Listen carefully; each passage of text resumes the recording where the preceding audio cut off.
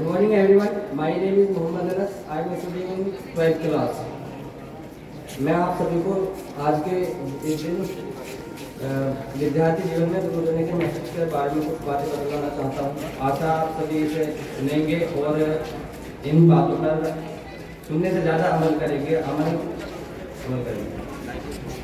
तो गुरुजनों का हमारे जीवन में बहुत अत्यधिक महत्व होता है।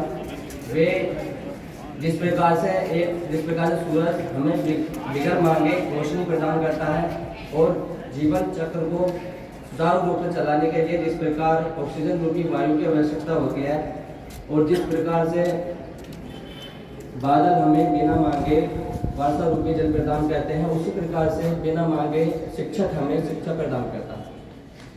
और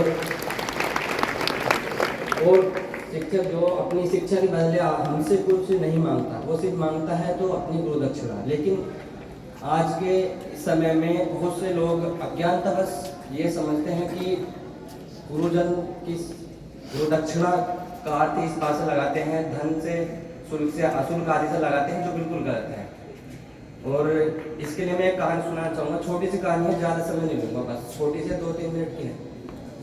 तो प्राचीन काल की बात है, एक मन में एक मुनि होते हैं। उनके साथ 11 शिष्य रहते हैं और जो उनसे शिक्षा अर्जित करते हैं। तो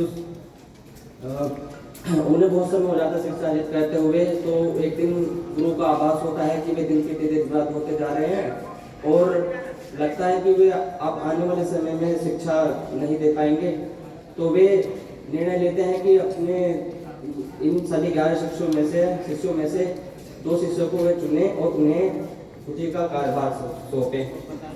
तो गुरु अपने उन सभी शिष्यों में, वैसे तो गुरु को सभी शिष्य सर्वोपरि मानते हैं, वे सभी को लायक मानते हैं, लेकिन उनमें से कुछ जो 2 शिष्य उन्होंने चुने, जो सबसे अफजल थे उन 11 शिष्यों में, उन्होंने उन्हें पास बुलाया और उनके साथ अपनी बात रखी और उनसे कहा कि मुझे लगता है कि मैं दिन प्रतिदिन व्यर्थ होता जा रहा हूँ और मैं अब शायद इसका कार्यभार न संभाल पाऊँ। तो मेरे बाद तुम्हें ही इस कुटी का कार्यभार संभालना है और बच्चों को दीक्षा देनी है, क्योंकि मुझे लगता है कि मैं अब ईश्वर प्राप्ति के मार्ग पर चला जाऊँ। इसके लिए वे हिमालय पर्वत पर जाते हैं। जाने से पहले अपने दोनों शिष्यों को अनाज से भरी हुई 2 पोटलियाँ देते हैं और जाने से पहले वो उनसे कहते हैं कि मैं हो सकता है ना भी लौटूं तपस्या जैसे, क्योंकि मेरे ईश्वर प्राप्ति का मार्ग तो वहीं पर है, और यदि मैं वापस लौटता हूँ तो मुझे ये पोटलियाँ उसी तरीके से उतनी ही मात्रा में वापस चाहिए तुमसे। अब ये 2 बातें कहकर उनसे चले जाते हैं वहाँ से। अब गुरु जो शिष्य हैं वे सुचारू रूप से कार्य में लग जाते हैं, उसके कार्य करने में कार्य करते हैं, वे करते रहते हैं। एक शिष्य जो उनमें से उस पोटली को उठाकर पूजा गृह में रख देता है और उसकी पूजा करने लगता है। वहीं पर दूसरा शिष्य उस पोटली के दानों को निकालकर कुटी के पीछे जो एक खाली पेट पड़ा था उसमें बिखेर देता। अब कई वर्ष बीत जाते हैं, जब गुरुजन वापस नहीं आते तो वो खेत जो पूरा भर जाता है धान के उससे। अब किसी समय वे वापस आ जाते हैं वहाँ से। अब वहाँ से वापस आ जाते हैं और वापस आने के बाद वो अपने दोनों शिष्यों को पास बुलाते हैं और उनसे कहते हैं कि मैंने आपको कुछ समय पहले 2 पोटलियाँ दी थी, तो आप दोनों पोटली मुझे ला दीजिए। उनमें से एक शिष्य जिसने पोटली को मंदिर के स्थान पर रखा था, वो भाग कर जाता है और अपनी पोटली उठाकर गुरुजन के हाथ में रख देता है। गुरुजन उस पोटली को खोलकर देखते हैं तो उसमें बहुत से दाने जो हैं अनाज के वो सड़ चुके थे। गुरुजन कहते हैं कि ये आपने क्या किया। अब जो शिक्षक हैं वो शिष्य हैं, वो शिष्य गुरुजन से कहता है, गुरुजन आपने ही तो कहा था कि इस पोटली को जैसी थी वैसे ही मुझे वापस चाहिए, इसलिए मैंने इसे पूजा गृह में रख दिया। दूसरी ओर में दूसरे शिष्य से पूछते हैं कि मैंने तुमको भी पोटली दी थी, तुम्हारी पोटली कहाँ पर है। तो दूसरे शिष्य उनसे कहता है, गुरुजन मुझे माफ़ करें, क्षमा करें, जब आप अधिक समय तक वापस नहीं लौटे तो मैंने उन दानों को उस पोटली से निकाल कर एक उसके कुटी के पीछे खाली पड़े खेत में बिखेर दिया। अब गुरुजन उसके साथ कुटी के पीछे जाते हैं तो वे वहाँ पर देखते हैं कि एक हरा भरा खेत जो धान की फसल से भरा हुआ था कटी। तो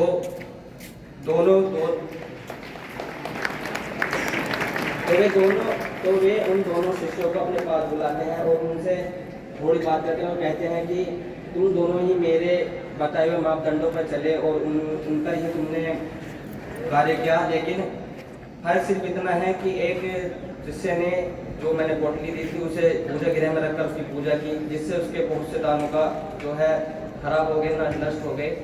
लेकिन एक शिष्य ने जो है उसको पूजा गृह में न रखकर उसको बोया, जिससे उसकी क्वांटिटी में वृद्धि हुई, उसके आकार में, उसके क्या नाम है मात्रा में वृद्धि हुई। इसी प्रकार यही नियम हमारे जीवन में भी लागू होता है। इस कहानी से हमें शिक्षा मिलती है कि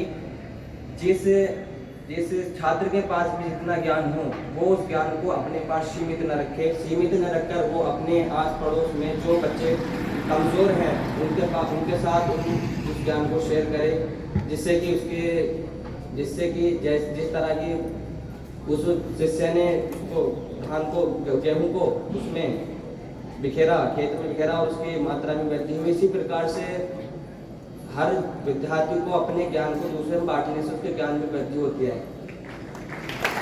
और मैं एक बात कहना चाहूँगा, बस यहीं भी खत्म करूँगा। थोड़ी सी बात है यहाँ पर जो अर्थ क्या कहते हैं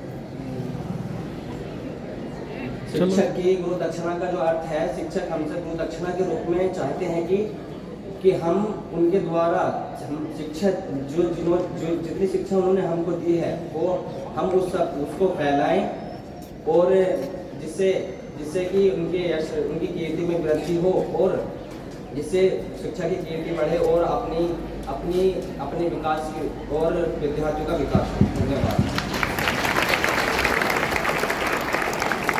good morning all of you. मेरा नाम संध्या जाटव है। मैं 11th A1 की छात्र हूँ। आज का सुविचार ये है, ना मेहनत में कमी करूँगी, ना हालातों से हारूंगी, एक दिन जरूर कामयाब होकर दिखाऊंगी। ये सभी छात्र छात्राएं ध्यान दें, सुविचार केवल 1 या 2 पंक्ति का होना चाहिए, इससे ज्यादा नहीं। और सभी छात्राओं को एक सुविचार तैयार करना है। रोजाना वही छात्र ना आए, अलग अलग छात्र आए। नेक्स्ट। आदरणीय प्रधानाचार्य महोदय, सभी शिक्षकगण एवं मेरे सहपाठियों, मैं कक्षा 12वीं की छात्रा साक्षी आप सभी को एक सुविचार सुनाना चाहती हूँ।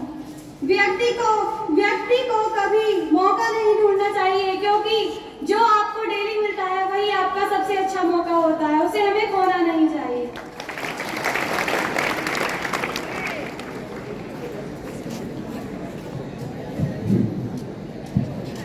Good morning everyone. My name is Tejal. I am studying class in 6th A. आज का विचार यह है कि इस दुनिया में शिक्षा से बड़ा कोई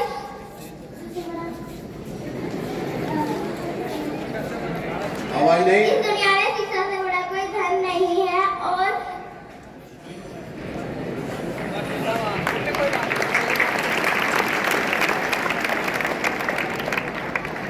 Good morning all of you. My name is Usma. I read in class in 12th. आज का सुविचार यह है कि ऊपर वाले ने सबको हीरा बनाया है, मगर शर्त यह है जो घिसेगा वही चमकेगा। Good morning all of you. My name is Nisha Pawar. I study in class 8th A. कदम छोटा हो या बड़ा रुकना नहीं चाहिए, क्योंकि मंजिल पाने के लिए हमेशा चलते रहना चाहिए। Thank you. ये 2 छात्र पीछे। Good morning all teachers and principal sir. My name is Kanak Nagar.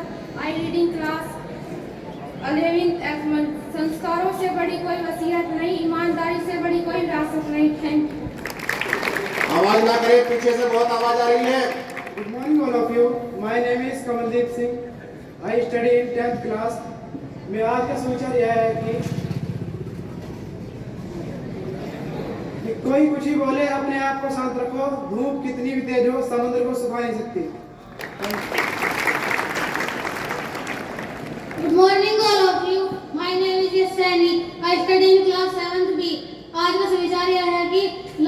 Be great rather than long.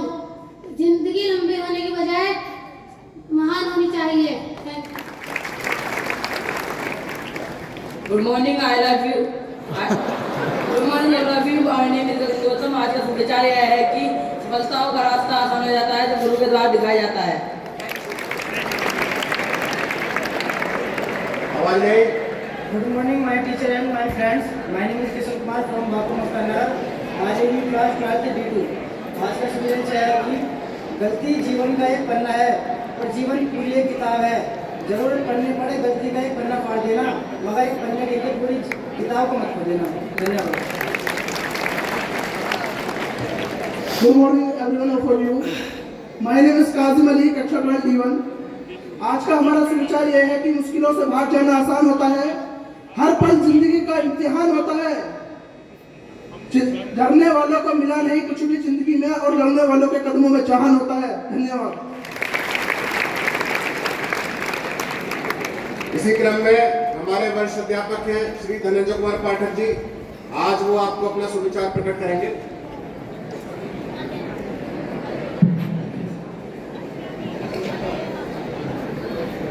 ये आवाज लाए जो आवाज करेंगे।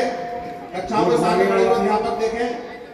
Honorable Principal Sir, respected teachers, dear students. Today's thoughts: try not to be a man of success, but rather try to be a man of value. प्रयास से कोई जरूरी नहीं है कि आप सफलता प्राप्त कर लें, लेकिन इतना जरूर है कि आपके गट्स, आपकी वैल्यू जरूर बढ़ेगी।